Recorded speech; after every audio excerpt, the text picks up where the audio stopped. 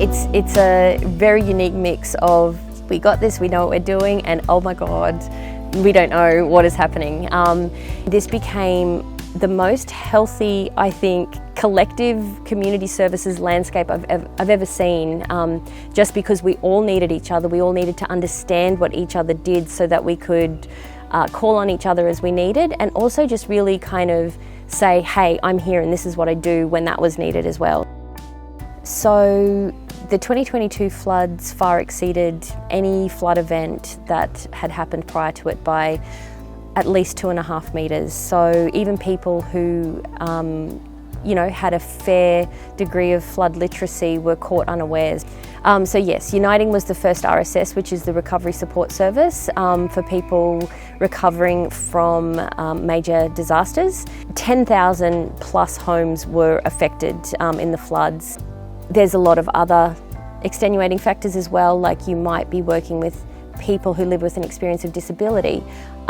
They may not be able to reach their support workers, or they may have lost their glasses or hearing aids, or all of the things that assist people to live their lives. These are all lost in floods and disasters.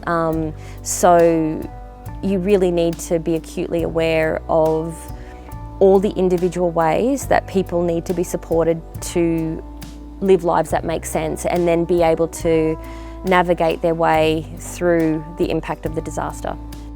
Trauma-informed underpins everything, because the experience of trauma that the majority of people experience is the key guidepost for us working with people who've been affected by disaster.